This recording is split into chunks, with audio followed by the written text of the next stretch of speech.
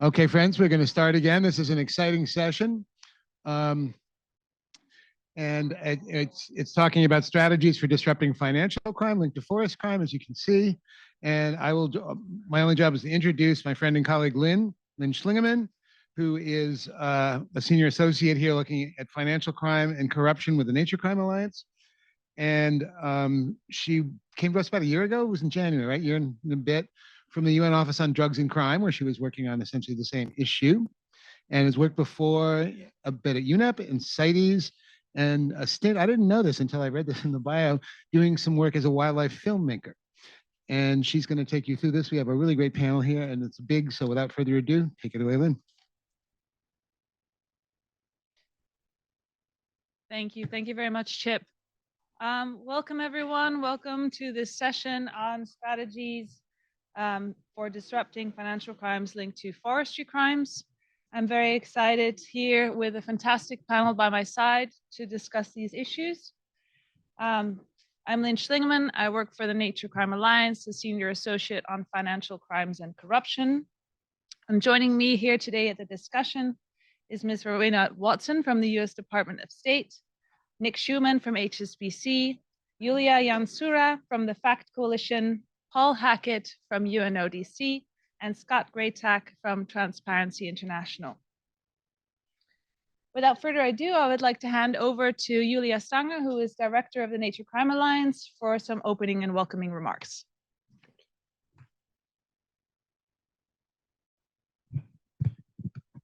Thanks so much, Lynn. And thank you everyone for joining us here today, both online and in person. It's great to have in-person events again. The Nature Crime is very happy to be helping convene this session on financial crimes this week at the Forest Governance and Policy Week.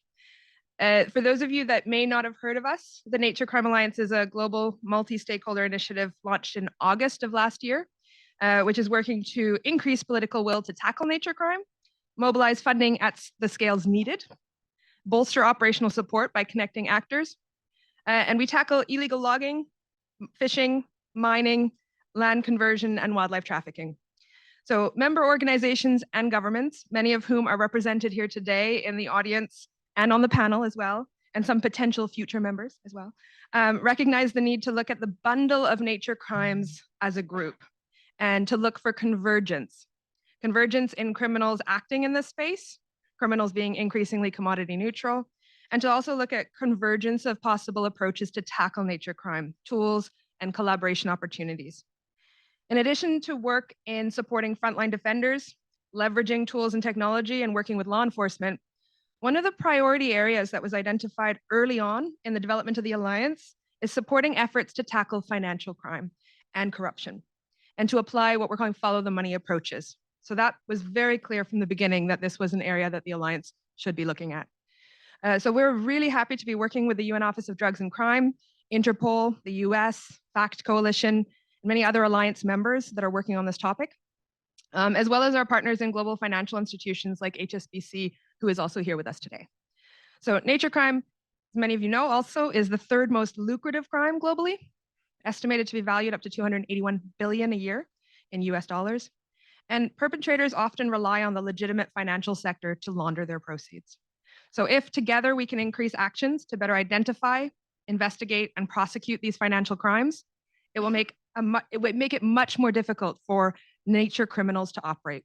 And it will also reduce other associated serious crimes such as organized crime, fraud, human rights violations, and threat finance. And increased coordination will be a key part of this between law enforcement, financial investigators, as well as private sector and NGOs who often sit on some of the much needed intelligence. So I know that this panel today will delve into some of the successes, some of the challenges, and some of the opportunities in this space. And I very much thank all of the speakers and look forward to the discussion.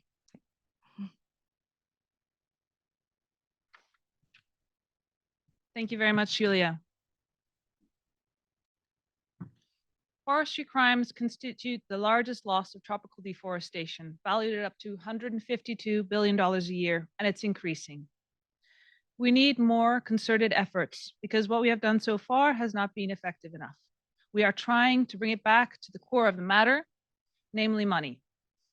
We need to engage the global banks to work hand in hand with AML, CFT, anti-money laundering and counter-financing of terrorism authorities, and civil society, which is what we are doing within the Nature Crime Alliance. Despite increasingly being recognized as serious financial crimes, forestry and other nature crimes remain a high-profit, low-risk crime. The Financial Action Task Force reports of 2020 and 2021 highlighted that government and private sector actions to date to detect, investigate, and disrupt financial crimes linked to nature crime have not been proportionate to the scale of the issue. Leading up to the FATF study report, less than half of the respondents considered environmental crime in their national or sectoral money laundering risk assessments.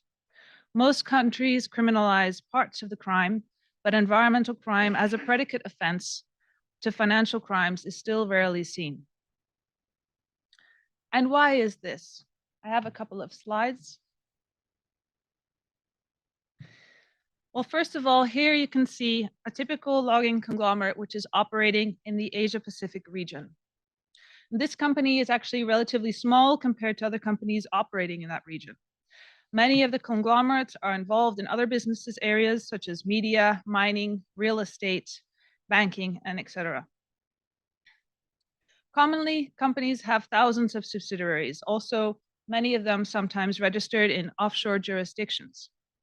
It can therefore be very difficult for law enforcement and financial investigators to identify crimes as the company operations naturally justify for the need of infrastructure such as roads, vessels, ports, airstrips, bunkering facilities for ships.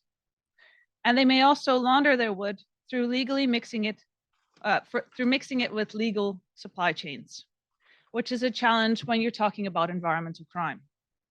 In total, this enables companies to move vast amounts of funds through the banking system without raising suspicion. The company controls the entire supply chain from the source to the intermediary country to the final destination country, often making use of tax-free zones in between their shipments. This control of the entire supply chain, of course, also raises the risks for corruption, bribery, tax evasion, fraud, and nepotism, to name a few. Here's an example which shows two documents of the same timber shipment, essentially coming from the same source, but with an intermediary in between. And as you can see from the first transport from the source country, namely P&G in this case, the timber is valued much lower after it leaves the second intermediary company, which is an offshore tax haven, to the final destination. There is a much increase in the value of the wood that's being transported, and it's very difficult for the final destination country to trace the timber back to the source country. I know there are tools here which have been presented at the FGP conference to increase the traceability of these types of systems. The outcome of a Papua New Guinea sectoral risk assessment on money laundering looked at timber trade with one country in a period of 6 years between 2014 and 2019. And they estimated that up to $2 billion had been lost as foreign currency inflow and possible taxable revenues in this period. So what is the Alliance doing to help trace and follow the money? I've heard that financial crimes are often described as a puzzle. To develop quality, suspicious transaction reports and follow the financial flows, you need a lot of information and you need a lot of cooperation between authorities, but also between countries. A prime example of such cooperation was also highlighted at the event yesterday with Homeland Security and the US DOJ when they looked at a case of illegal timber trafficking and the use of the Lacey Act. Under the financial crimes umbrella, the Nature Crime Alliance works with UNODC and Interpol and organizes a quarterly private sector dialogue, as well as regional private sector dialogues. They bring together the AML, CFT, government authorities, the private sector, as well as civil society, with the goal to better detect and disrupt financial crimes linked to nature crimes. It has been successful since starting in December 2021. The global dialogue has grown from 16 to 45 global banks joining regularly, with authorities from 15 different countries.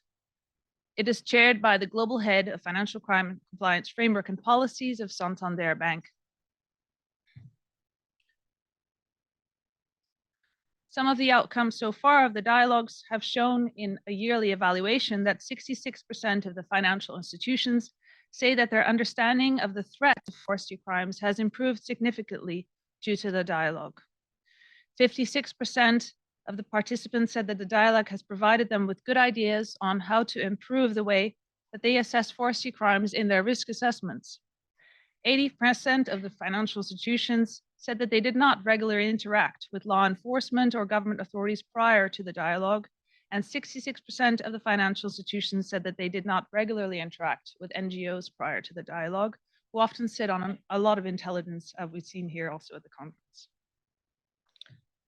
Some statistics from the regional dialogue we held in Southern Africa also showed that 53% discovered new risk posed by environmental crimes to be included in their risk assessment, 70% found it extremely useful, and most importantly, 84% found it an extremely valuable networking opportunity to discuss cases and break the silos between these different stakeholders.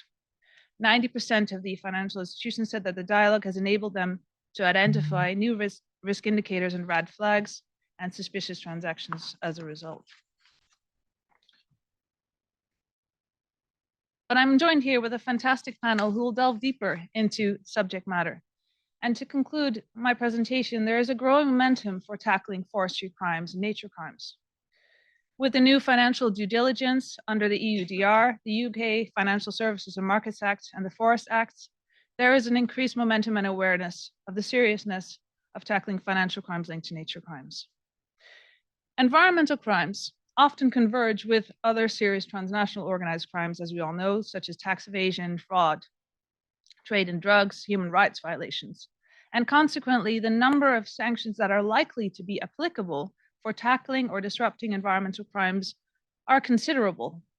However, to date, there are a few examples of implementing sanctions to address these types of crimes. So I'm very pleased to bring forward our first panel member, Dr. Rowena Watson, who is part of the civil service in the US Department of State, currently with the Secretary's Office of Sanctions Coordination, where she is focusing on the nexus of sanctions and environment. This includes efforts to combat corruption, human rights abuses, transnational organized crimes, and protect environmental defenders. Rowena has a successful record in diplomacy and multilateral negotiations, working on topics related to natural resources and the environment in international forums, conventions, and treaties. Examples of these include the Minamata Convention, FAO's Committee on Forestry, the ITTO, the UN Forum on Forest, CITES, and numerous others. Her work entails extensive collaboration with the US interagency and law enforcement agents, as well as foreign governments, NGOs, IOs, and the private sector. She has deep foreign policy expertise, addressing environmental challenges, particularly tackling illicit supply chains and nature crimes. So Rowena, I would like to ask you a first question of how can sanctions be used for targeting environmental crimes? And could you maybe illustrate this with an example of they were used successfully in the past with a case study? Hi, everybody. Thanks, Lynn. Are you going to ask me different questions? So should I pause between or is that my main question to cover? I will follow up with them. Okay. I have several things to cover, so I'll make sure that I pause. First, I want to say that I've been working on these issues for some time, and I recognize many of you from my government contacts as well as the private sector. And I ran into someone who I worked with, I think about 10 years ago in Burma. And there really has been a tremendous amount of progress. I think we can all feel buoyed by that and encouraged that the tools we've been trying to use, the awareness we've been trying to raise, it's actually working. And I'm enjoying my work quite a bit with the Office of Sanctions Coordination. And that's what I'm here to talk about. So why don't I segue into that?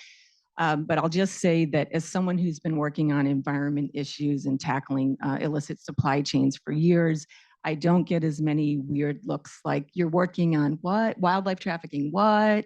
You know, I really get a lot more encouragement, and it's still really hard to put these cases together, and that's something that I'm going to talk about. But in terms of being able to link it to big priorities like climate change and biodiversity loss and corruption and combating human rights abuses, et cetera. I think that the awareness and the skill set and the wide range of expertise across the USG is really, really gaining a lot of momentum. So the Office of Sanctions Coordination, getting to that, the two things I wanted to talk about a little bit are the sanctions cases, Lynn, that you asked me about. I'll highlight a few of those, but also I want to get to visa restrictions as another tool. But the State Department leads on the foreign policy elements of sanctions. So there's a lot of different sanctions. I think that there's 30-something sanctions. Of course, Treasury, the OFAC office is the implementer and announcer for, they're the lead on sanctions, but there's a big foreign policy component. So some of the things that we're trying to do with sanctions, of course, that we're trying to uphold international norms, we're trying to change behavior, we're trying to tackle corruption, human rights abuses, et cetera. And then depending on which sanctions program we're using, sometimes we're trying to get at something specific. So for instance, my first case example is the Wagner, there's a Wagner related case that happened under the EO for Russia, the Russia sanctions regime. Just it was finalized in March of this year, and was announced initially in the fall of 2023. So that was for specifically for timber companies, Bois Rouge and Wood International. They were merged as sort of the same company, but that was a case where our Homeland Security agents drew their expertise, as well as the OFAC investigators and intelligence. And that was Central African Republic, where Wagner was using the natural resources in CAR. And that was intercepted, I believe, in Europe, and that was stopped and that was a source of revenue that was going to fund Russia. And of course, we do not want Russia to be funded because of their illegal invasion into Ukraine. So that just happened, and the timber element there got a lot of attention. Another case that I'll mention is, I believe it was 2021, there's a case in Burma for, and this was under the Burma executive order for sanctioning Burma and the illegitimate regime. So in 2021, the Myanmar Timber Enterprise was sanctioned. So these are ways that we can stop illicit timber and illicit regimes that are being funded from illegal timber and illegal deforestation and all kinds of other illicit supply chains and illegality associated with them. There's another case in Belarus under the Belarus Executive Order 14038, where the Belarusian production and trade concern of timber, woodworking, and pulp and paper industry called Belis Bumprom. So that was also a pretty recent sanction. So there's ways that we are finding to go after illegal timber through sanctions. There's also a GLOMAG designation through in Cambodia in 2021. So lots of examples. Thank you, Rowena. That's very interesting. Would you consider that the US is a front runner when it comes to implementing sanctions linked to environmental crimes? Absolutely. So I think that we're a front runner on all kinds of difficult issues having to deal with environment. So sanctions is no exception. So we have the most individual sanctions that of any country. So Australia is a frequent partner, the UK, the EU, which always has a lot of challenges to coordinate all of their countries. But we're very strong on sanctions. And I would say for environment sanctions, that's an area where we get a lot of positive feedback, because I think it does two things. It gives a signal to those bad actors that we're going to use every tool at our disposal. We're going to use our sanctions to go after them as well. So your point earlier about it's a high reward, low risk, not for the sanctions realm. And then additionally, I think that we give a boost when we're using our sanctions. We're giving a boost to our law enforcement community. So our global partners to say, we're going to take every action possible.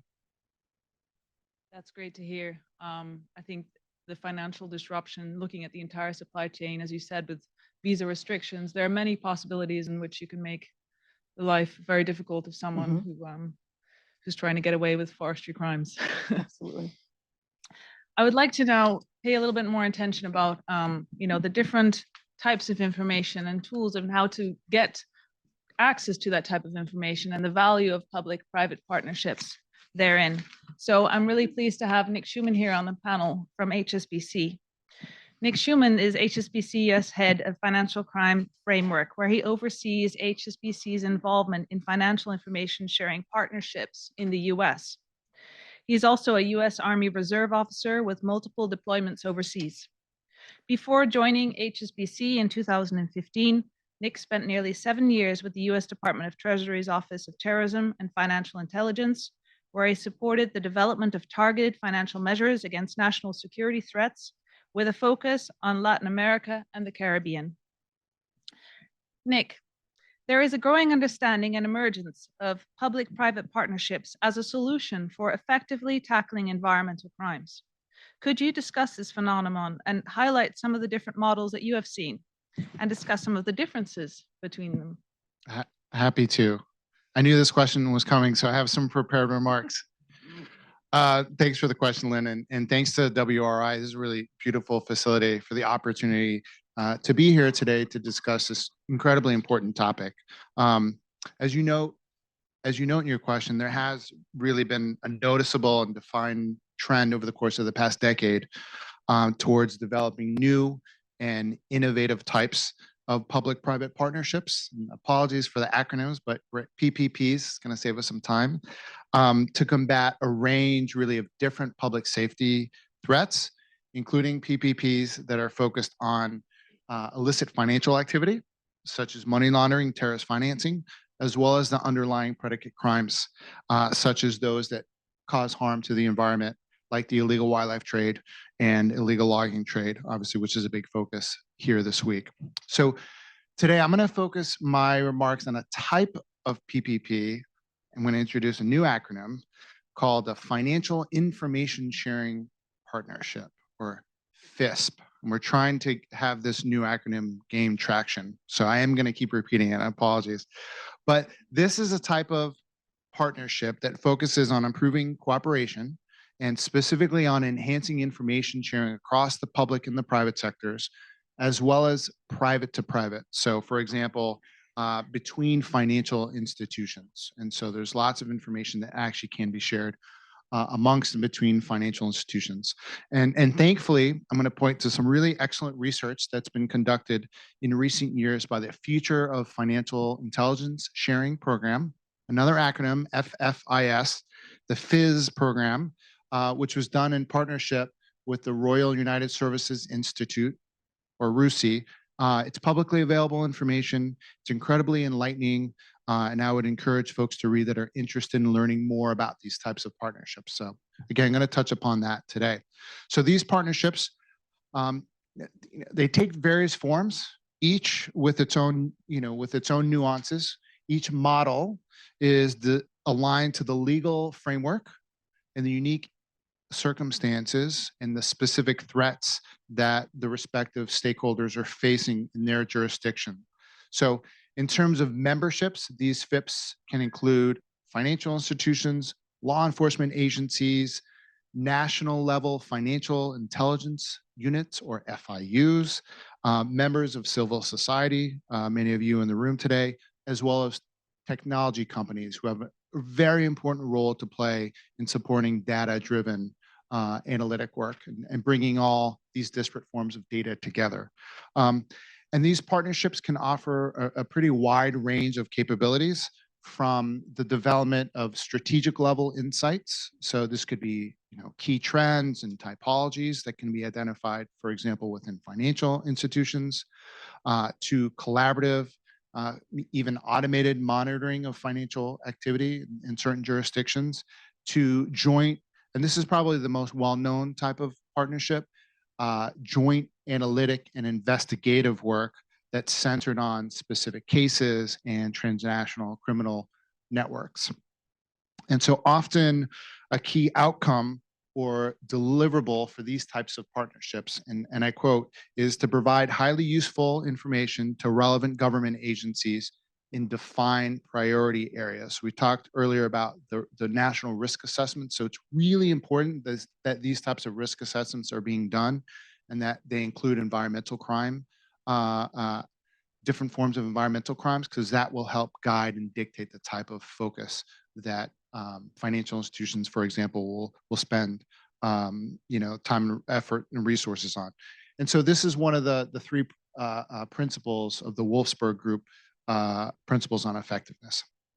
So make this a little bit more concrete and cite a real world example of such a partnership, and one that specifically focuses on environmental crime, and specifically the illegal wildlife trade, or IWT as it were.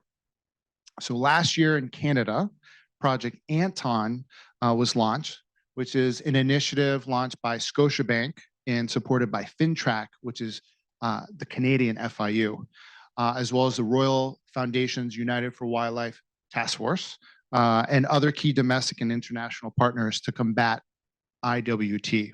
And so the project is named after Anton Mzimba, who was murdered, sadly, for his brave commitment to combating wildlife. And the goal of Project Anton is to improve the collective understanding of IWT and to improve the detection of related illicit financial activity.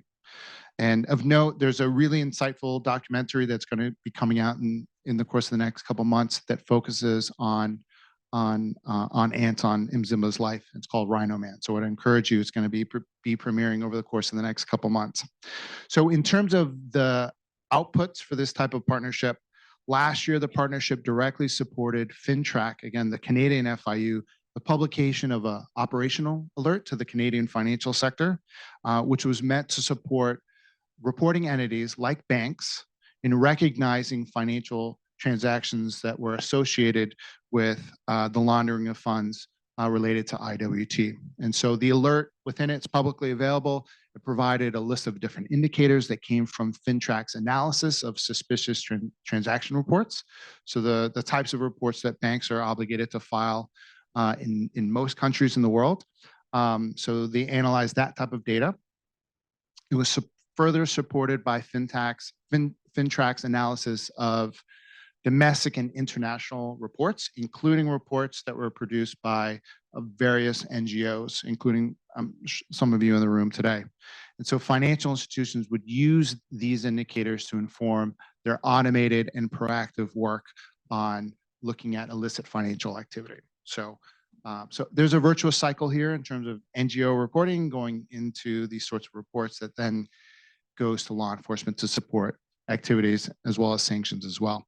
Another FISP example I'll cite is the Fintel Alliance in Australia, which is really interesting because you actually have investigators and bank staff seated side by side working collaboratively on casework. In the UK, this is probably one of the most well-known types of these partnerships. You have the Joint Money Laundering Intelligence Task Force, which includes more than 40 different financial institutions and various government agencies. And a lot of what they do is help support operational alerts to the financial sector. Here in the US, we have a couple different sorts of these models. One I'll name is FinCEN Exchange, which is hosted by the US Treasury's Financial Crimes Enforcement Network, or FinCEN, and they bring together law enforcement, financial institutions, and they've done a number of exchanges over the course of the past couple of years on environmental crimes. And staying in the Western Hemisphere, Mexico, they began to form such a partnership last year. So there's some encouraging news in terms of the formation of such partnerships throughout this part of the world. Again, lots of growth for these partnerships globally. There's about 25 or so around the world, and that number grows each year. It's great that there are 25, but that's roughly 175 countries around the world where these partnerships don't exist. And Lynn mentioned the Financial Action Task Force before. These types of partnerships are quickly becoming a best practice around the world. So FATF has been very supportive of the formation of such partnerships, as has the Wolfsburg Group. And they really are being seen as a great way to bring various stakeholders together. So just a couple more notes. So I would say for folks in this audience that might be interested in participating in one or maybe launching one in a jurisdiction that doesn't exist. Plenty of room, plenty of challenges as well. And so I want to talk just a little bit about what it takes to form and then help build sustainable success for these types of partnerships.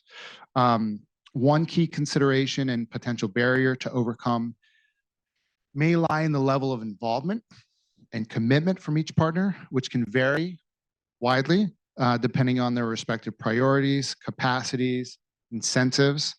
Furthermore, the effectiveness of such partnerships depends on such factors as the political context in which they operate, regulatory environment, local dynamics, corruption, resources, and the nature of the crime being addressed. So there can be some real struggles to overcome such type of institutional barriers. But having been intimately involved in such partnerships over the course of the past 10 years or so, they can create incredible outcomes. So it's worth putting in the hard yards to create these types of partnerships. So the last thing I'll say, I know we have a lot to get to on this panel, is a little brief plug for a recently published report and an ongoing effort that I think this audience will be interested to hear about. Just last week, an initial report was published, which is an introduction to an environmental crimes financial toolkit under development by WWF and Themis as part of the Climate Solutions Partnership, which is a collaboration between HSBC, WWF, and WRI that I know, Lynn, you've been involved with. And the report notes that the private sector has an important role to play alongside law enforcement and FIUs in helping to investigate the illicit financial flows behind an array of different environmental crimes, including deforestation and land conversion. And this report is really the first stage in a broader project. So it's publicly available. Happy to share this with folks in the audience, as well as the other reports that I've referenced. Thank you. Thank you very much, Nick. Certainly there is so much public information out there also coming from NGOs. And I'd also like to talk about another brilliant report that came out quite recently. And we have here on the panel today with us, Yulia Ansura, who is the Program Director for Environmental Crime and Illicit Finance of the FACT Coalition. Her work aims to close anti-money laundering and anti-corruption loopholes that allow the proceeds of environmental crime to be laundered into the US financial system. Yansua has experience working on financial integrity issues in a number of sectors, including timber, gold, cattle, and palm oil, and has worked on projects in Colombia, Peru, Ecuador, Belize, El Salvador, Guatemala, Honduras, Nicaragua, and Mexico. A very vast amount of experience in different countries and different contexts. And Yulia, I would like to ask you if you could elaborate maybe on some of the outcomes of the latest FACT Coalition report entitled Dirty Money and Destruction of the Amazon, which discusses the proceeds of environmental crimes, including illegal logging. Yeah, thank you very much, Lynn, and it's great to be here. Many thanks to all who organized this event. I want to share a few key learnings, key takeaways from our recent report.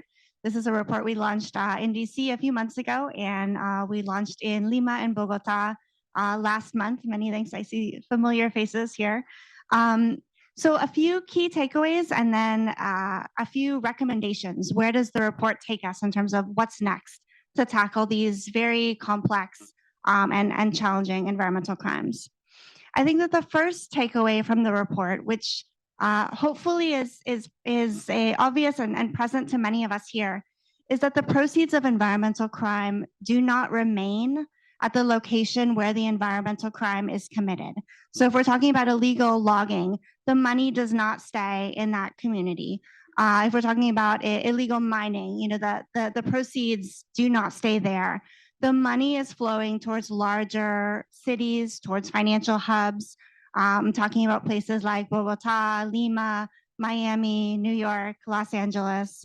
So an interesting part of that, right? If the money is flowing to these financial centers, our response to these environmental crimes cannot simply be focused on the remote community where the crime takes place. Our response to these crimes has to also include work in places like Lima, Bogota, DC, Miami, Los Angeles, and so forth. I think that that's challenging to recognize, but it needs to be a fundamental part of our response to these problems. The second key takeaway from the report is that there is really ample and detailed evidence that the United States is being used to launder the proceeds of environmental crime from the Andes Amazon region. In the report, we present specific case studies in the interest of time, and we have a fantastic panel. I'm not going to go into all of the details here, but suffice it to say that there are very clear case studies. We're using publicly available information from different authorities, from attorney general's offices, pointing to the role that the U.S. has had in laundering these proceeds. As an American, that troubles me. I find that disappointing. There is perhaps a silver lining to that, which is that the U.S. is a country that has considerable resources, human resources, financial resources, technological resources. I do believe that if this is a top priority for U.S. government, the U.S. will be able to make significant progress in tackling that, leveraging the resources that we have. The resources that the U.S. has in a place like DC are considerably greater than the resources that a remote community in Peru has to tackle this problem. So that perhaps is a silver lining. And then the third takeaway from our report is that these illicit proceeds are being channeled into two specific sectors of the U.S. economy. And we've been talking a lot about banks. That's, it's certainly important to look at the role of financial institutions, but I would challenge us to look a little bit beyond that. We're no longer in the days where you can walk up to a bank with a suitcase of cash and deposit it. We're way past that. Environmental and financial criminals look for other channels to access the U.S. financial system. They look for sort of sneaky ways that they can bring illicit proceeds to our financial institutions. Specifically in the report, we point to two of them. The first is anonymous companies. The U.S. has a historic problem with anonymous companies. Anonymous companies can rapidly become front companies, shell companies, and can be used for a whole host of illicit activities, including laundering the proceeds of environmental crime. The problem with companies is that they give sort of a veneer of formality, a veneer of respectability to funds that frankly have nothing respectable about them. A lot of times we consider that if a company is involved, well, it's the legitimate proceeds of their business. But we have to think again, because the US has had a problem with knowing who's behind these anonymous companies. In many states in the US, there's been more information required to use the public library than to start a company. So we don't really know who's behind these companies or where their money is really coming from. That's starting to change, and I'm happy to talk about that a little bit later. The second channel that we're seeing that's being used to launder the proceeds of environmental crime is US real estate. We see in the report examples where the proceeds from illegal logging, illegal gold, they are quote unquote invested, laundered through US real estate transactions. Now, these two channels, they're not mutually exclusive, right? It's also possible to buy real estate using an anonymous company. So that's an additional challenge that we have to look at. Those, I would say, were some key takeaways, Lynn. Thank you, Yulia. And would you say that that's kind of what makes the US so vulnerable, is these anonymous companies as kind of the key issue that you would address, or recommendations that came out of the report? Yeah, so in terms of recommendations, certainly there are vulnerabilities to the US system that I can touch on. I think a little bit more broadly, and recognizing that not everyone here works or lives in the US context. But I think one big takeaway is that when we're trying to tackle environmental crime, we need to follow the money. And frankly, many countries are not doing that. And that's really a missed opportunity to tackle this problem. These are financially motivated crimes, and we need to go after the money in these cases, even and especially when it is hard and challenging to do so. I think that the second recommendation is specific to the US, and it has to do with learning who's behind companies. There's a technical term that we use for this, and it's called beneficial ownership. The beneficial owner is that real human being behind a company. The US is in the process of implementing a beneficial ownership registry, which is fantastic. There are challenges ahead in implementation. And one of our key recommendations in this report is that the US needs to move forward with this and implement this in a really robust and meaningful way. This is going to be key to tackling those anonymous shell companies that we see are being used to launder the proceeds of environmental crime. The third recommendation from the report is that we need to do more to extend anti-money laundering oversight to the real estate sector in the United States. FinCEN has shared some good news. They're going to start additional AML oversight for residential real estate transactions. That's great. Commercial real estate is also an area that needs to be looked at. And we would urge FinCEN to move quickly and begin to tackle the problem with money laundering in the commercial real estate sector. The fourth recommendation from the report has to do with predicate offenses, which are the underlying offenses for money laundering. We think it's really important that all environmental crimes are predicate offenses for money laundering in the US, including foreign environmental crimes.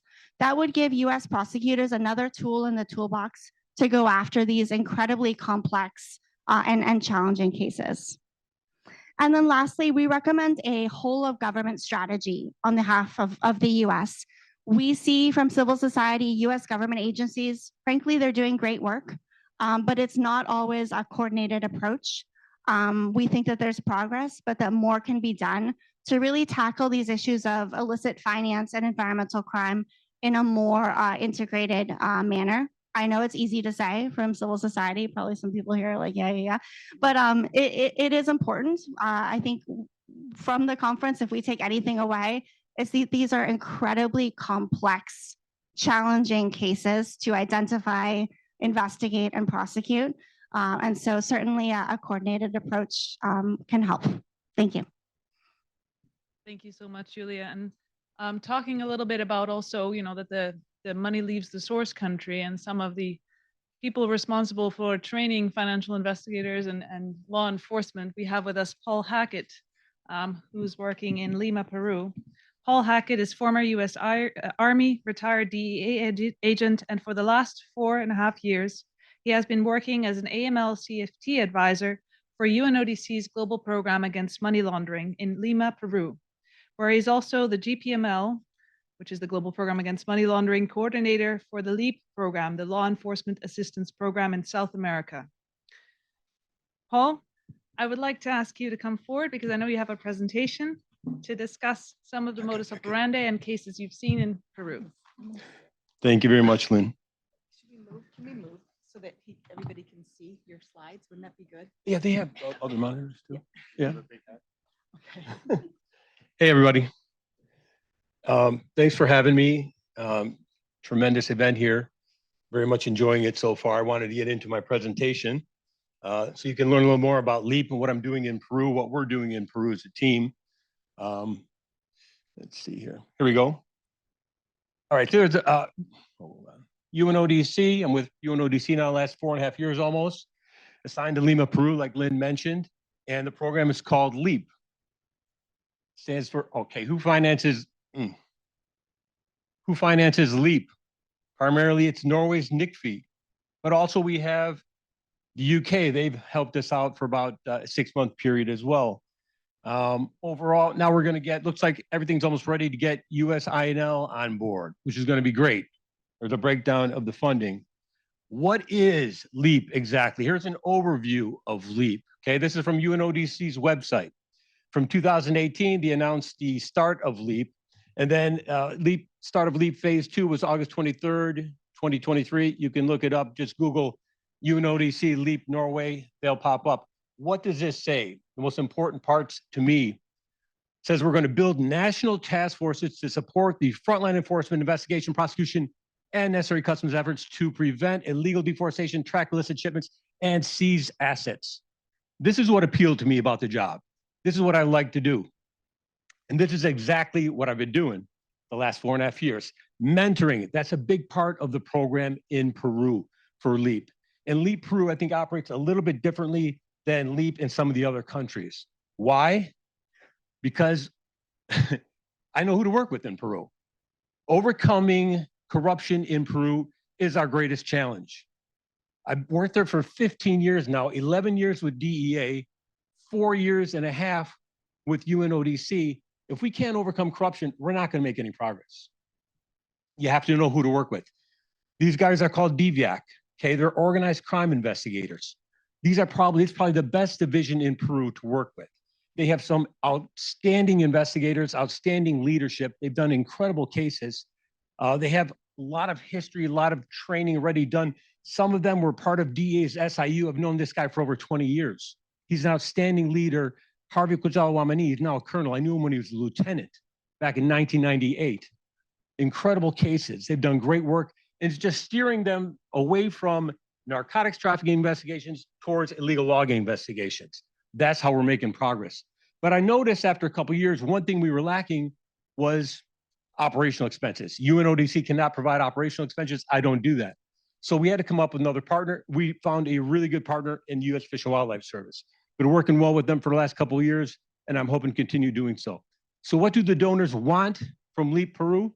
And this is what I tell all the Peruvian police that I work with and the prosecutors. They want this. They want results. And that's what I want. I'm not in here just to put on training and check the box. It's not going to work. We need to do more than that. So this is a number to keep in mind, okay? A lot of credible sources for the last 10 years have been saying 60 to 80% of the wood leaving Peru is of illegal origin. That is a huge number. And you ask yourself, wow, would I want to be involved in this business? That's a lot of risk, isn't it? Just think about that number as we continue here. Okay, Nick mentioned corruption, talked about corruption earlier today and yesterday. The greatest challenge to overcome. Here are the cases we've been working. When I say we, I mean the we LEAP team. It's actually Peruvian National Police and prosecutors that do all this hard work. I'm there to advise them, give them suggestions, recommendations, advice. They can take it, they can leave it. I don't control them. I have no authority over them. I'm not operational in any way. Look, I'm not going to go through every case, but look at the red numbers. Okay, out of the organizational members of these criminal organizations that we've taken down, all legal logging, okay, the red numbers are the government officials that make up the organization, part of the organization. I'm going to highlight a few of these organizations that we've taken down, we being the LEAP team. Everybody in yellow here is a government official. Here's the whole organization. Here are the government officials. Is that a problem? Do we think doing random training in Peru is going to have an impact? My 15 years experience tells me no. All right, next case. Let's go back this way.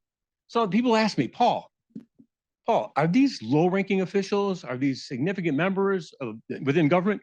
Well, as a matter of fact, not in this case, but he's part of the organization. Luis Hidalgo Okimura, regional governor of Madre de Dios, currently a fugitive in Brazil. He fled Peru when he found out he was going to be arrested, took refuge in Rio Branco, worked with the Brazilian federal police, had him located, Peruvian National Police and Interpol.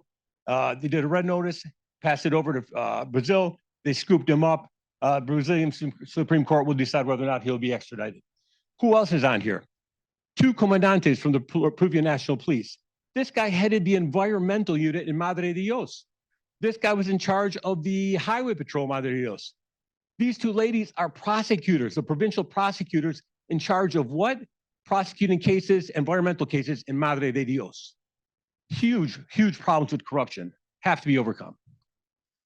Next case, Los Duros del Amazonas. This case was headed by this lady here, Elizabeth Lázares de la Cruz. Since 2008, okay, there are how many people in this organization? 43 people in the organization. Let's see, there's only, 11 corrupt government officials there? All right, since 2008, she had 135 people working for her. They had groups, 9 groups of 15 men. They would look for virgin forests in the middle of Loreto. If you're familiar with the geography of Peru, Loreto is the upper right-hand corner, northeast part of Peru. It's actually larger than the country of Germany, okay? It's nothing but trees and rivers. She would have 9 groups of 15 men looking for virgin forests. They'd stay out there, camp out there for 6 to 8 months. They'd extract 600 to 800 trees, pull the logs into the river, okay? And then the logs would be strapped together. They'd be towed back to where? To Masan in Iquitos, where she had 2 informal sawmills. Informal is another word thing, illegal, but they don't get prosecuted. Anyway, she would have that wood processed. She would bribe government officials to make it look legal, to make it look like they were legally extracted. And then she would sell the wood to who? To big timber companies. What do big timber companies do? They export the wood or they use it in Peru. There's a huge supply chain here. Everybody's involved in this. Everybody who's involved are doing it either knowingly or unknowingly. The timber companies aren't doing due diligence. The timber companies aren't doing adequate due diligence. The only thing they're doing is they're getting a GTF, Guía Transporte Forestal, which makes the shipment look legal. The problem is, I'm getting into this more in a few more slides. The document itself is legal. The information contained on the document is all falsified. It's fraud. Okay. Next case. This is our most recent case. Has to do with Ecuador, the leading supplier of balsa wood. Ecuador supplies 95% of the world's balsa wood. In 2020, country exported $570 million worth of balsa wood. Around 75% of it is used for what? Make wind turbine blades. Okay, however, around that same time, they started running low on balsa wood. What did they do? They looked south to Peru. Leads us to our next case, Los Clanes de la Topa. Topa is balsa wood, or balsa in Peruvian Spanish. Everywhere else in Latin America and in the United States, balsa is just balsa, okay? Huge organization, consisted of Ecuadorians, a Colombian, a lot of Peruvians. Here are the government officials here. What they did was, this is all financed by a business in Ecuador, is what the evidence would suggest. And what they would do is send Ecuadorians to Peru, find huge plantations of balsa wood. They would have it extracted illegally. They would launder it in Peru, ship it up the coast, launder it in again in Ecuador, make it look like it was illegally extracted in Ecuador, and then they would export it to where? They export it to China, the US, and to Europe. Okay, here's an example. Okay, and this happens all over the world. It seems very common. You'd have an organization that might have access to one legal concession here in the Amazon. But rather than extract the woods and trees here in the legal concession, they would extract trees all over the place where it's illegal. But then they would have, and they'd pull the logs into the river or have it transported by truck if you have access to roads. Okay, have it processed at, once again, the informal sawmills or processing centers.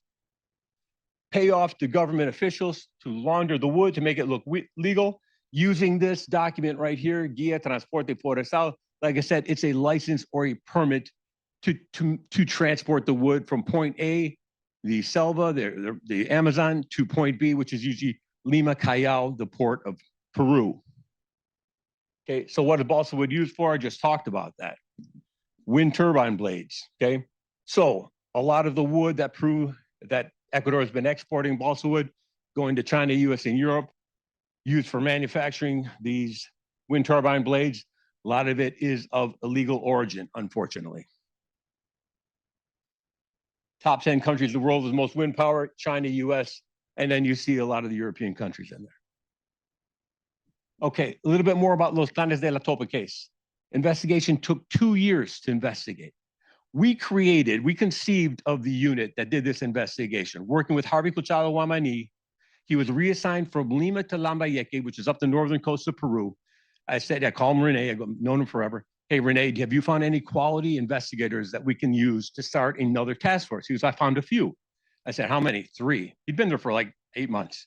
Said, we need to come up with about 10 or 12, 15, put together a team. So over a period of time, he did. He found quality investigators. They never had investigated an environmental crimes case in their life, but they had done investigations. They had investigated organized crime. Okay, so it took them 2 years. The first mission that we agreed upon is they were going to man this checkpoint called Olmos, which is 2 hours away from Chiclayo, which is the main city of Lambayeque. And what they noticed at that checkpoint was that there was a lot of trucks coming in from Ecuador, Ecuadorian plates, flatbeds, empty. And they would cross over the Andes, going west to east into the Amazon, and then they'd come back loaded with balsa wood. So they ended up cultivating a couple different sources of information. And the sources said, yeah, in fact, here's what they're doing. They're illegally extracting balsa wood, they're laundering it, they're sending up to Ecuador, they're exporting it. So they ended up opening up a case. They worked with FECOR, which is the Organized Crime Fiscalia.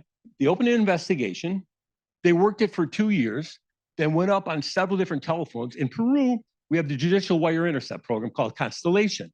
And one of the first things I did when I got to Peru, I said, if we're going to work organized crime, we need to have allies within Constellation. We need to have our own room where analysts can sit and listen to illegal logging related calls. So they went up, used Constellation. We have a great relationship with Constellation, but we have some limitations. I'll talk about that in a little bit. Went up on these telephones. And what you want to do is, find some of the best phones, listen to them, figure out who the people are, locate them, surveil them, and make sure you're corroborating everything that you're hearing over Constellation. That's basically how it works. It could be narcotics trafficking, it could be illegal logging, it could be extortion. It's all organized crime. That's how these investigations are handled. Found out the organization's financed from Ecuador. There are 18 arrests of the 34 members of the organization. A number of people were located in Ecuador. Having access to quality Ecuadorian investigators is a bit of a challenge for us. All right, legal balsa wood export. I mentioned China, US, and Europe. There's a company implicated, okay, the largest balsa wood exporter in the world, also a subsidiary of the United States. So there's definitely a strong US nexus here. And the thing about this case, and people ask, and we talked about this, I think yesterday or the day before, is you need to have quality investigators, you need to have quality prosecutors, and you're hoping for a quality judge. There's only so many things you can control or influence. And in this instance, it didn't really matter. I wasn't concerned about the case because we had 2,500 pages of evidence. And when you have that, you're going to get a favorable verdict. In this case, it was taken down back on October 29th, October 30th. These people have already been given preventive prison for 30 months. The 5 Ecuadorians, the 1 Colombian, and these other 6 Peruvians. These 6 Peruvians here are already cooperating with the government. They call it terminación anticipada. What it essentially means, it's a plea bargain. Okay, they're cooperating, they're going to get a reduced sentence, but they're probably going to be testifying against everybody else. All right, so we talk about corruption. Total of 124 people arrested. 57 of the 124 people arrested are government officials. This is a problem. Okay, so funding that we don't have that we would have an impact, okay? Funds for trustworthy PNP officials to travel and investigate away from their home base. Here's the thing, the Peruvian cops, everybody who's been working there for a while will tells me, Paul, we have to use Peruvians based in Lima because those are the individuals that are gonna be less likely to be corrupted, right? And I said, I'm sure there's quality police officials all over Peru, all over South America, all over the world. It's just a matter of identifying them. It's identifying them and supporting them rather than throwing money at hundreds of unknown police or unknown prosecutors. So I said, I think we can find other police outside of Lima. This is what we did with Lambayeque. It's in the provinces, although it's in the coast.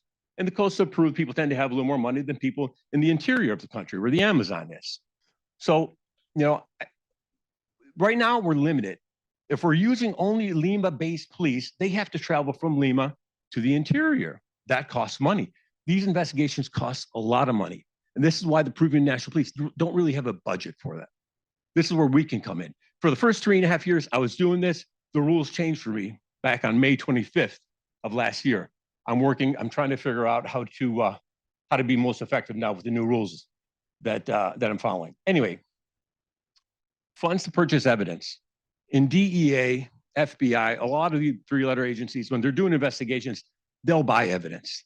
They'll buy drugs, they'll buy illegal documents. And that's how you start a case. In Peru, we don't have any funds for that. We could be buying loads of illegal wood, driving it through all these checkpoints that are corrupted, identifying all these officials, taking down huge networks of corrupt officials. We can't do it. We have no funds to purchase evidence. And I'm not talking about hundreds of thousands of dollars. I'm talking about like $20,000, $30,000. There's no funding for it. I've talked to embassy after embassy. I've talked to foundation after foundation. Hey, can you help us? We need 20 or 30,000. Look at the results we're getting. No, we're gonna put training on. I'm like, okay. Are we serious? Pay informants. Look, okay, the police, the Peruvian National Police, the government of Peru will pay informants. There's no doubt we'll pay informants. The problem is the informant doesn't get the payment until maybe 6 months or a year after the mega operativo. That's like the culmination of the case when they take down the case. So an informant, risked his or her life. He's waiting around trying to figure out how he's going to stay safe. Can't give him any help or her any help. We need to have funds. We're not talking about hundreds of thousands of dollars. Can't find anybody who wants to do it. All right. Funds for operational expenses for surveillance vehicle rental. I don't have operational funds. Now, U.S. Fish and Wildlife has helped out a lot with this, but we need more. Okay, and here's another. We talked about constellation. Almost every single important case in Peru uses constellation. Even though constellation isn't quite as important as it used to be, you know, pre-encrypted apps and so forth, we still use them for every case, just about, okay? Especially where they're operating for illegal logging. They're operating in locations that's almost off the grid. So they're almost obligated, the criminals, to use phones for direct calling. Constellation is, I mean, it's incredible evidence that we gather when the individual, the criminal, is talking on his own phone, incriminating himself, and then you seize that phone, and then you celebrate and you drop all the data on it. Outstanding evidence, okay? Here's the problem. In our wire room, now we expanded, because I brought Fish and Wildlife on board, we expanded to all environmental crimes, okay? It was kind of like a deal we worked out, not just illegal logging, wildlife trafficking, even some illegal mining. The analysts we have in our room, they all aspire to go work for DEA. DEA probably has 80 analysts. We have like 8 to 12, depending on how busy we are. But why do they want to work for DEA? Because they get a $300 bonus. Someone, could we pay a $300 bonus? Nobody wants to touch it. It would be what? Say 300 times 10, $3,000 a month, $36,000 a year. Cannot come up with the money. Nobody wants to touch it. Want to put on training. Sorry, I'm going to tell you the way I see it. This matters. 60 to 80% chance the wood leaving Peru is of illegal origin. These are credible sources saying that. Now, government of Peru is saying no, no, no, not 60 to 80. Only 37% of the wood leaving Peru is believed of illegal origin. USAID, U.S. Forestry Service participated in that study. What I say is 37 is a big number.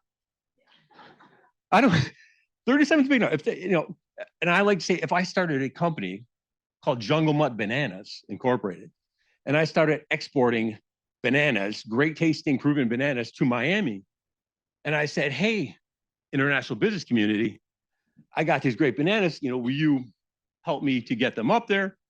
Can you ship them, provide financing for my company, import them?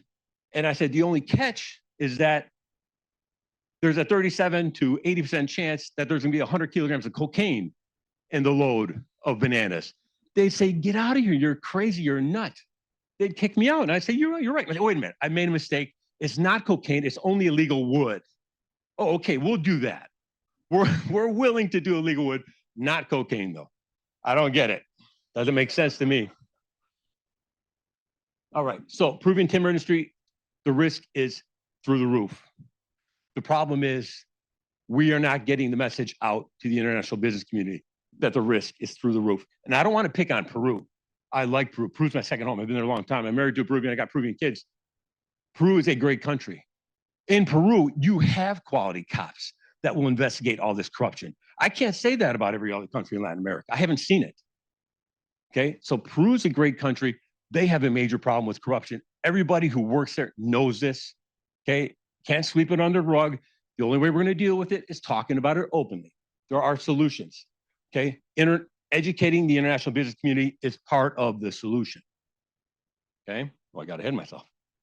Okay, so I trust DEA management. Okay, worked there for 25 years, but the way I mean, I've had disagreements with DEA management. I became DEA management, but I would say to them, hey, I trust DEA management because I know that I tell them, and I give them all the information they want. And I tell them over and over and over and over and over and over again that they will eventually make the right decision. They almost always did. I trust DEA management.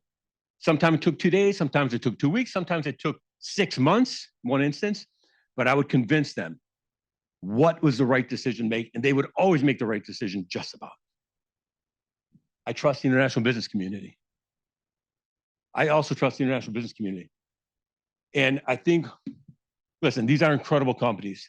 You know, our stock market right now, $109 trillion, this is 2023, we have 42% of that $109 trillion stock market. Incredible companies, incredibly successful, okay? Incredibly successful. They're doing great work for society. You know, electric cars now with Tesla, you know, the cell phones, all the different technology we have. They're doing great work for society, great work for the shareholders. Everybody's happy about it. It's just a matter of educating them. They don't have, for example, banks. Here's small, medium, large banks. Take a medium-sized bank. They have 10 full-time employees in AML. There's no way they know everything about Peru that we do. We've been working there for 4.5 years doing illegal log investigations. This is why it's so important. You can't expect them to know this. Why it's so important what Lynn started, Sungaman, with the private sector dialogues. It's an opportunity to engage with them, to explain, hey, here are the risks. Here are the risks that you're exposing yourselves to, your clients to. This is what we're trying to avoid. It's about education, okay? So Lynn went away, WRI stole her from us, okay, that's fine. We're still working together. And we have these, you know, we want to do more private sector dialogues more frequently. I want to do more informal ones, maybe more one-on-ones with banks and these other ESG rating agencies, ESG mutual funds, ESG ETFs, ESG investment firms. I look for Canada alone, there's already 35 I'm starting to contact, just in Canada. Okay, their job is to make sure that they're accurately rating the companies, that they're doing the job accurately. They need access to our information. We need to engage with them. We need to share information with them. ESG mutual funds and ETFs, they know their customers are environmentally conscious. They're worried about the environment. They want to make sure that they're giving their customers a good product and avoiding you know, any companies they think are dangerous. Heavy equipment manufacturers. You know, this is more illegal mining, but you see tractor after tractor being seized. Do they know their customer? Do they know who they're selling their equipment to? Are these legitimate companies? You talked about ghost companies. Absolutely. Are these legitimate companies? Do they have a legitimate need? Or are they sitting out in the Amazon digging up gold, looking for gold? You know, we need to engage with them.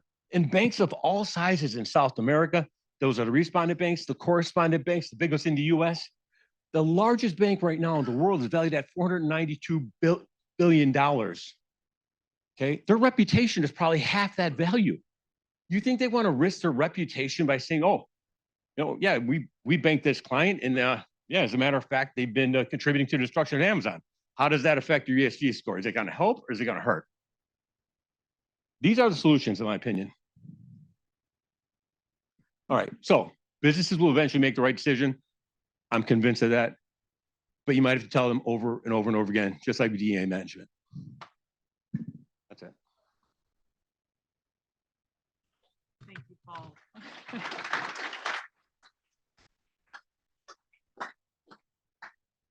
Thank you very much. A very comprehensive and on-the-ground experience from Paul. And I would like to highlight something that you said, I think that links well to our next speaker, Scott Graytack, because you were mentioning bribery and corruption and the role that, you know, from a source country and the final destination country in terms of tackling corruption abroad. And Scott Graytack is here joining us, who is a democracy attorney and the Director of Advocacy for Transparency International of the US. And he works to fortify democracy in the US and around the world by designing anti-corruption laws and policy, organizing ideologically inclusive coalitions, and lobbying the US Congress and administration.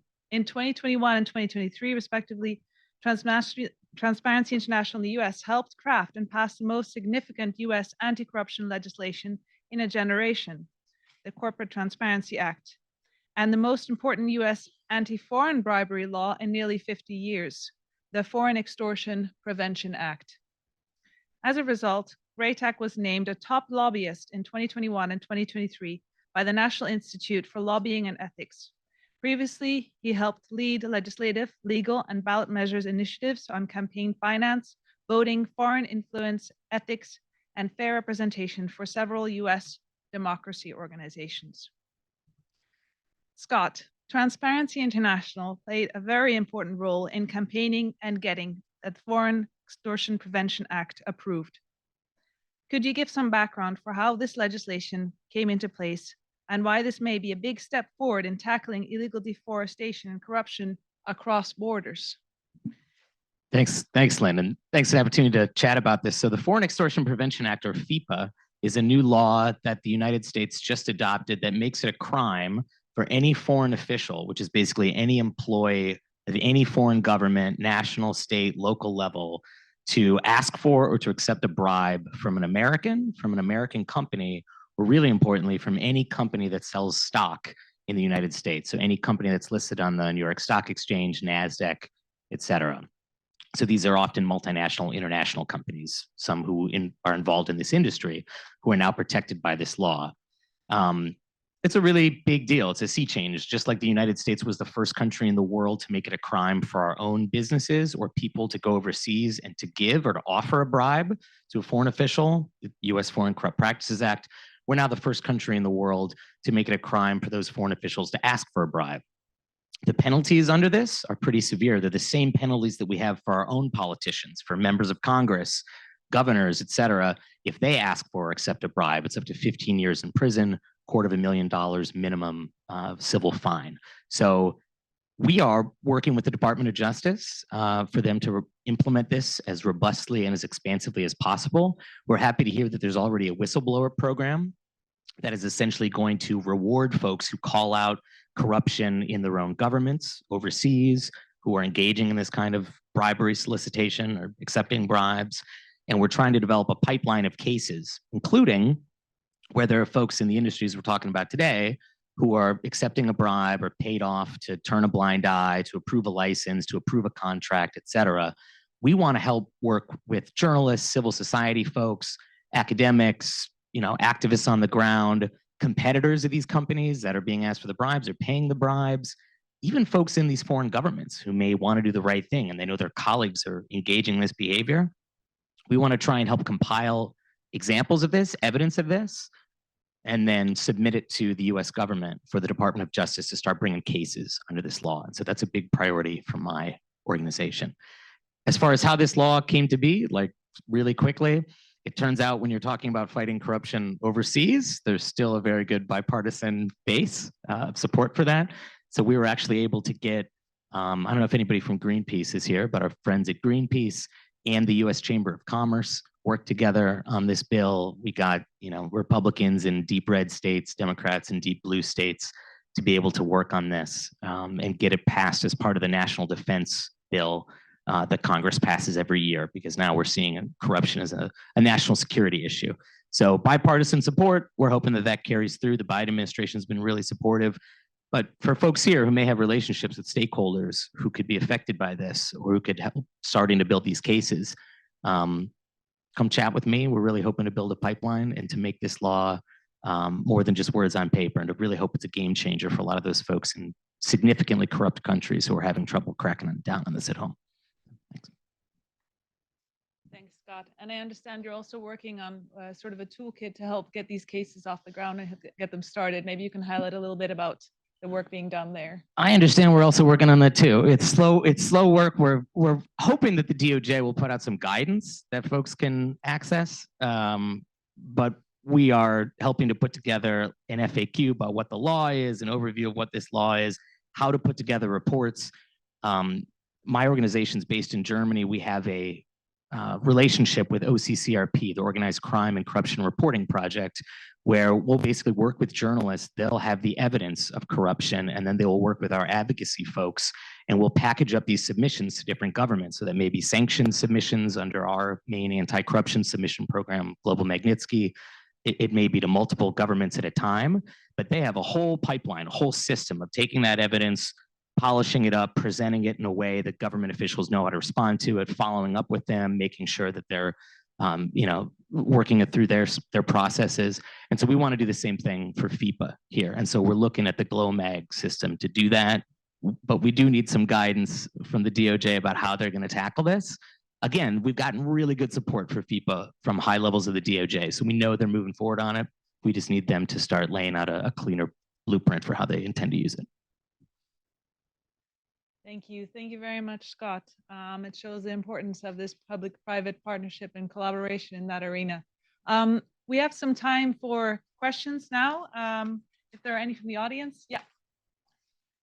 Please, if you could say your name and organization. Hi, I'm Gabriel.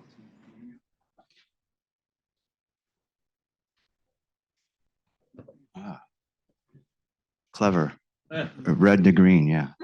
I'll note that. I'm Gabriel Toomey, CEO of Responsible Alpha and founding member of Nature Crime Alliance. I've been a practitioner in this space for many years. And so I have a couple comments. I think I share the ethical perspective that you're discussing, Paul. We started analyzing financial accounting in nature crime in 2017. And to today, if you go onto Google, I ask all of you to try it right now. If you know what a Google whack is, when you do write 2 phrases in Google and it shows 0 results, financial accounting, nature crime come up with 0. Nothing there on Google. If we go on to, Rowena, maybe an idea for you for text the boss and ask. If we do the same thing, nature crime statistics and US government or United States, it's a Google whack, right? So we're not tracking our statistics. We're not publishing them. It's also not on the FBI statistics database that's available. You can all look at, right? So now, and if you look at financial accounting, in 2017, I hired a bunch of CPAs and people who are certified in financial forensics. There is a certification. And we tracked a couple $100 million of financial accounting and crime in Indonesia. And we mapped out about 15 different financial accounting codes. Don't worry, I won't go through it, but inventory, agriculture, and others. And we can't get anybody to lead on that because we need accountants here. I mean, think of this case that was solved yesterday that was presented. The accountants are what solved it, And I think that's my comment, right? I mean, you look. So I guess I'll just leave it there. That's the challenge. When I was a fund manager, Paul, I took EIA's research, and Lisa knows this, so she's here, and I didn't know her at the time, and I sold a $5 million position in Lumber Liquidators in 2013, right? So fund managers would be interested, but I was just looking at Refinitive's database here and also the Bloomberg's database in my computer, and nature crime or anything related to crime is not a single metric in ESG for that.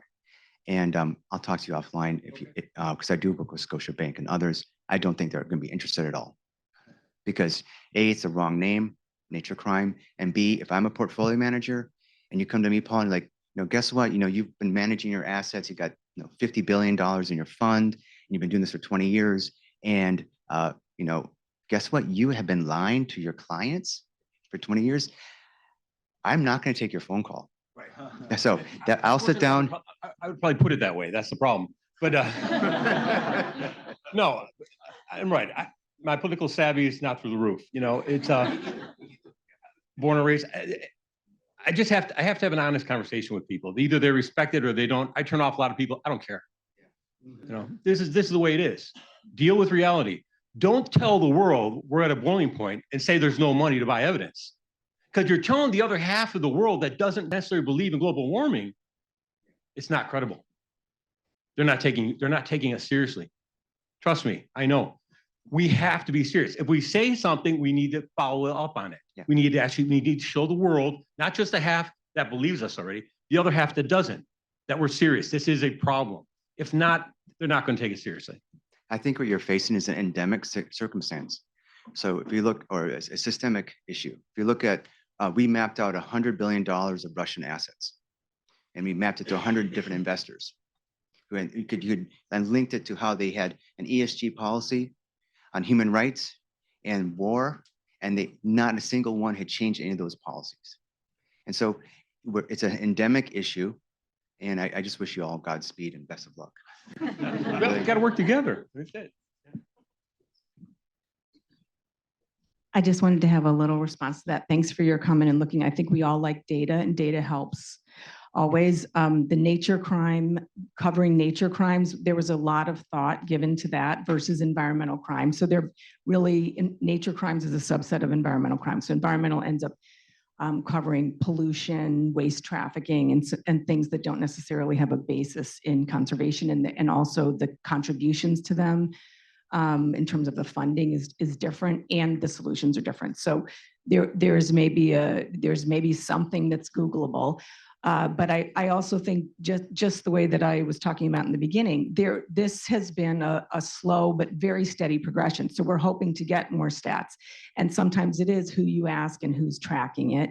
And when I first started going to FATF meetings, like I got very weird looks that I was looking at wildlife trafficking and showing that this mattered. And of course, it does matter quite a bit to the Africans because that's part of wildlife is a big part of their GDP, legitimate wildlife. So they care about wildlife trafficking. But one of the conversations was, how are we doing those typologies? How are we even understanding how to look at that money? And I think we've been talking for a long time about money laundering and disrupting financial flows, but it's just now that we are understanding how to do it. Hence, I'm sitting next to someone from HSBC. So I think that we are making progress, but the more that we prove that these things are traceable and understanding where those illicit financial flows are going and doing things like sanctions, where we're getting the private sector involved, we're tagging people, we're finding who is profiting from this. So I think that there's progress, and of course, we all want some more data. Thanks. Yeah, if I could, just a quick response to that. Yeah, incredibly tough problem set, but I agree, there is growing recognition. There have been a number of things that have been moving on a positive front. Still lots of work to do, but you mentioned the number of sanctions. That's one piece. Advisories to financial sectors around the world. You've seen it here in the US, including from FinCEN. So sanctions, advisory, intergovernmental reports. So you mentioned FATF. There's 2 reports in the course of the past 5 years on environmental crime related topics, and then the emergence of public-private partnerships as a response, as part of the solution that are now focused on these issues. So I think, still lots of work to do, but definitely moving in a better direction, I hope. Thanks, Nick. Are there any other questions from the audience? In the back, I see. Hello, is this on? Yes, I think it is. Hi, thank you for such an interesting panel. My name is Alexandria Reed. I'm our Forest and Finance lead at Global Witness. And before that, I was at the Royal United Services Institute, where I led our environmental crime and financial program, looking principally at AML, and had lots of experience working with FIUs and working with FATF-style regional bodies on their assessment of the response to financial crime linked to environmental crimes. So I feel like I've had a world, 2 feet in each world, and ESG and financial crime folks don't really talk to one another. I know certainly when I used to send reports when I was working at RUSI, then I would really have a strong response from the compliance and AML kind of sanctions part of the bank. And now actually I'll send a report from Global Witness, because we do lots of financial flow tracing into high-risk sectors that will make allegations of like an evidentiary standard about illegal activity in a corporate supply chain that's financed by a financial institution. And that makes it to the ESG department and stops there, which is always, really disappointing and not what you would expect. So I was really interested to read the report that Nick mentioned, which is based on a survey of financial crime practitioners, I think more than 600 of them produced by WWF. And the highlight finding of that report for me was that financial institutions said they wouldn't commit to a completely conversion-free approach because the regulatory incentive just isn't there, i.e., yes, it may be illegal, and yes, we may have duties under AML laws, but ultimately right now, there's not the incentive to act across the financial institution. So it seems to me like maybe we have to also rethink how we're going to use AML to its full potential and invest in that area, but also look more broadly at the types of due diligence that should be done on clients who we know are operating in high-risk sectors like mining, like agriculture, like infrastructure, oil and gas, and kind of approach it as well from a separate perspective. And there's lots of opportunities to do that are on the table right now. So in the EU, under the EUDR, they're conducting the finance review, which could extend due diligence to financial actors. And likewise, in the UK, the Treasury is about to begin a review of something similar. And so I wanted to ask the panel, do you think that AML is sufficient? Should we put all of our, eggs in that basket, or should we also have, a really thriving conversation between people who are working in the financial crime space and those who are working in the sustainable finance space, and that kind of like precautionary biodiversity focused regulation, and hopefully harness some of that energy into making those reviews a success and setting the precedent that actually it's about a financial institution's duty to prevent that harm in their corporate supply chain. A long question, I know. Anti-money laundering, sorry, my apologies. Okay. Well, first of all, shout out to Global Witness. Y'all were one of the key players behind passing the bill that abolished anonymous shell companies in the United States. So that's awesome work. Yeah, feel free to clap. Yeah. You're like Jeb Bush. Okay. My takeaway would just be whatever the on-ramp is for folks to provide greater funding for our financial crimes agencies, our FIU here. We've seen a substantial increase in that just because of that law that I mentioned. The director of the agency or the bureau has said that it's basically been transformative for them because of how much more work they're going to have to do now. But whatever those on-ramps are, whether it's national security, going after Russian assets and oligarchs, drug trafficking has been a really interesting bipartisan issue here in the United States. We got to get funding up for these FIUs. I mean, I think it is still robustly a bipartisan issue for legislators and for the agencies enforcing these AML laws. I do see that as a huge way. It's data-driven. It helps substantiate big public exposés like the Pandora Papers and the Panama Papers. It engages the public. I see it as a huge way. It's our financial cops on the beat. We just have to rethink how we look at the work that they do. But yeah, I see it as a really great way to do that.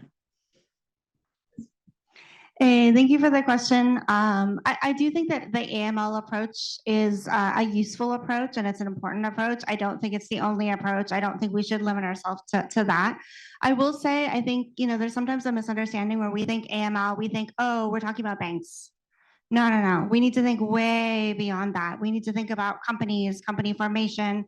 We need to think about real estate. We need to think about investments. We need to think about international trade. So let's not limit ourselves just to the role of financial institutions. Obviously, they play a very important role in our AML efforts, but it doesn't stop there. I think, if we've learned anything in the past 20 years working on AML, it's that, banks understand quite well their AML responsibilities.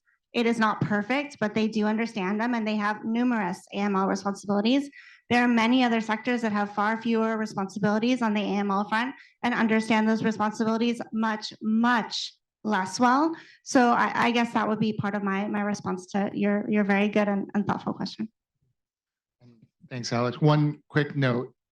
Totally agree. A multi-pronged approach would likely be best because you do have different silos from time into large organizations. And so, speaking to certain folks that are focused on sustainability risk as well as financial crime I think would be in everyone's best interest. And hopefully they're having that engaged dialogue. But if they're not, then that's something you can help foster.